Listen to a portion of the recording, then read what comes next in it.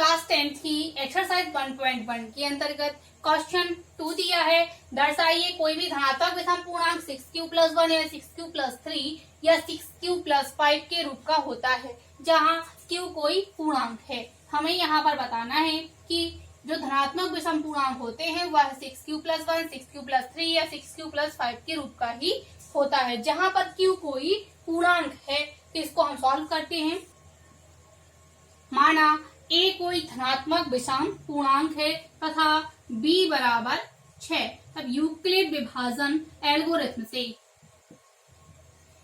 हम जानते हैं यूक्लिड विभाजन एल्गोरिथम होती है a = bq+r, जहां पर 0 ≤ r < b होता है। यानी यहाँ पर r का जो मान होगा वह या तो 0 के बराबर होगा या फिर इससे बड़ा होगा। साथ ही r का मान b के मान से हमेशा ही छोटा होता है। अब यहाँ पर देखिए, हम तो यहाँ b बराबर हमें 6 दिया गया है और r का मान इस शर्त के अनुसार हम जानते हैं कि b से छोटा होगा, इसलिए यहाँ पर r बराबर हो जाएगा 0, 1, 2, 3, 4, 5। क्योंकि b का मान 6 हो गया, हमें p से एक कम ही लेना है मान, क्योंकि उससे छोटा आ सकता है, उसके बराबर नहीं हो सकता है। 0 के बराबर हो सकता है तो हम यहाँ 0 ले सकते हैं। दिस इम्प्लाइज दैट हमें यहाँ पर दर्शाना है कि ये 6q+1, 6q+3 या 6q+5 के रूप का होता है विषम पूर्णांक। तो हम इसको यूक्लिड विभाजन एल्गोरिथम इन मानों को रखेंगे। यहाँ a = bq+r होना है, तो b का मान तो 6 दिया है तो यहाँ हो जाएगा 6q+r। जब हम r का मान 0 लेंगे तो यहाँ आ जाएगा 6q। यह कब प्राप्त हुआ है? जब हमने r का मान 0 लिया है यहाँ पर। इसी प्रकार से a = 6q+1 प्राप्त हो जाएगा जब r = हम 1 लेंगे, क्योंकि यहाँ पे हमने 1 रख दिया है। और a = आ जाएगा 6q+2 जब r = 2 लेंगे। और a = 6q+3 प्राप्त होगा जब हम r का मान 3 लेंगे। इसी प्रकार से इस प्रोसेस को सॉल्व आगे करेंगे हम। a = हो जाएगा 6q+4 जब हम r का मान 4 लेंगे, एवं a = आ जाएगा 6q+5 जब हम r का मान लेंगे इसमें 5।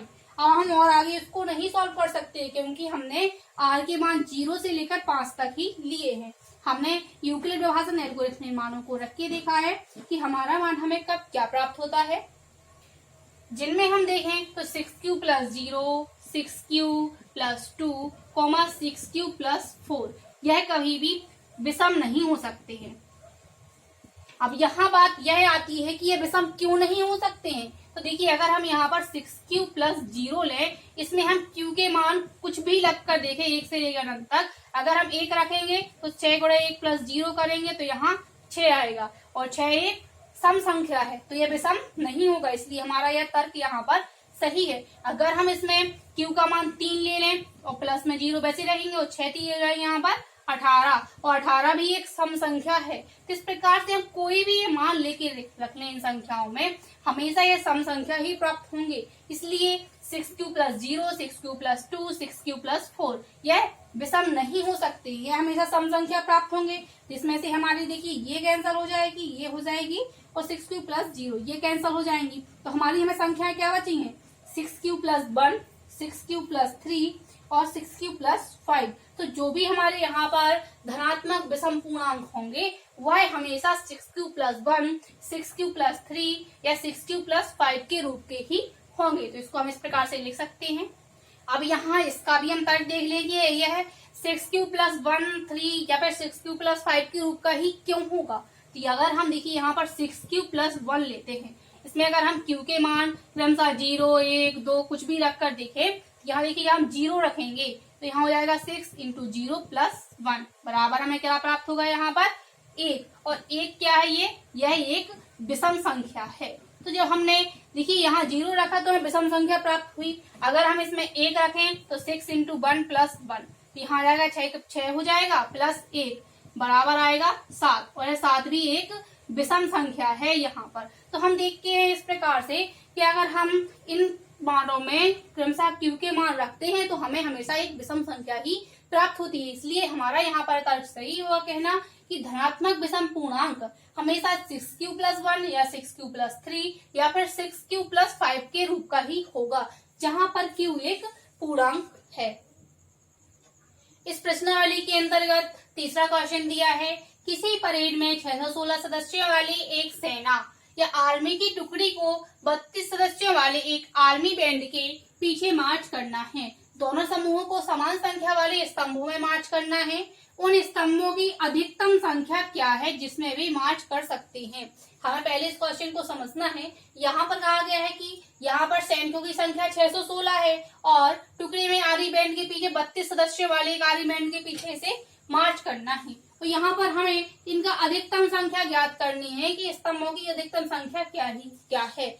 जब भी अधिकतम की बात आती है तो वहां पर हमें HCF ज्ञात करना होता है, और जब भी न्यूनतम की बात आती है तो वहां हम LCM ज्ञात करते हैं। तो यहाँ पर अधिकतम संख्या पूछी गई है, इसलिए हमें यहाँ पर 616 32 के बदले HCF ज्ञात करना होगा।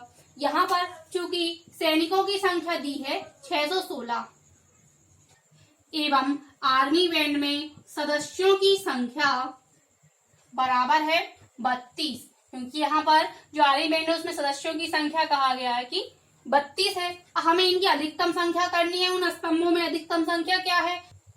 स्तंभों की संख्या के लिए हम इनका यहाँ पर HCF ज्ञात करेंगे। तो यूक्लिड विभाजन एल्गोरिथ्म से हम जानते हैं A इक्वल टू होता है BQ प्लस R, जहां 0 is less than equal to R is less than B, यानी जो R का मान होगा या तो 0 के बराबर होगा या फिर इससे बड़ा होगा। साथ ही R का मान B के मान से हमेशा ही छोटा होता है। तो यहाँ पर चूंकि यहाँ पर 32 छोटा है 616 से, यहाँ पर छोटा है, इसलिए हम 32 का भाग देंगे 616 में। तो इसका भाग यहाँ एक बार जाएगा तो यहाँ आ जाएंगे 32, तो यहाँ आ जाएगा 11 में से 2 घटाएंगे 9 आ जाएगा, और यहाँ 6 में से 4 घटाएंगे तो यहाँ आ जाएगा 2। तो यहाँ हम उतार लेंगे ये संख्या 6, तो हम 32 का भाग दें तो यहाँ जाएगा 9 बार, यहाँ आ जाएगा 288। जब हम इसमें से घटाएंगे तो यहाँ आ जाएगा 8। तो देखिए हमें यहाँ पर शेषफल 8 प्राप्त होता है। यहाँ पर स्टेप फर्स्ट आएगा, यहाँ पर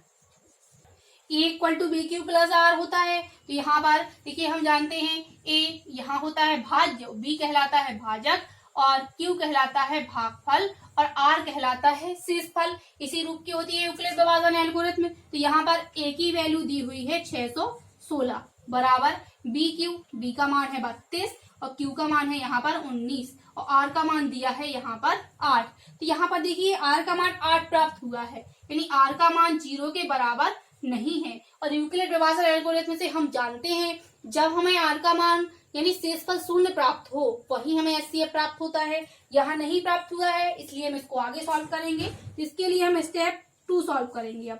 अब यहाँ पर देखिए 8 का भाग देंगे हम 32 में। क्यों देंगे? इसलिए देंगे क्योंकि चूंकि 8 छोटा है 32 से, और हम जानते हैं जो संख्या छोटी होती है उसका ही बड़ी संख्या में भाग दिया जाता है। तो 8 का भाग 32 में देंगे तो यहाँ 4 बार जाएगा, तो यहाँ शेषफल हमें 0 प्राप्त हो जाएगा। तो इस प्रकार से यहाँ A इक्वल टू यानी 32 बराबर आ जाएगा 8 गुणा 4 प्लस 0। यहाँ देखिए हमें R बराबर प्राप्त हो गया है 0, यानी यहाँ हमें शेषफल 0 प्राप्त हो गया है। अतः HCF ऑफ 616, 32 बराबर यहाँ आ जाएगा 8। और 8 क्यों आया है? क्योंकि 8 का भाग देने पर ही शेषफल 0 प्राप्त हुआ है। तो जिस संख्या से भाग देने पर इसमें हमें शेषफल 0 प्राप्त होगा वही उसका HCF कहलाएगा। तो यहाँ हमें HCF 8 प्राप्त हो गया है, अतः इसमें स्तंभों की संख्या हमें प्राप्त हो जाएगी 8। यह आ गया है आंसर। अगले क्वेश्चन को सॉल्व करेंगे हम नेक्स्ट वीडियो में।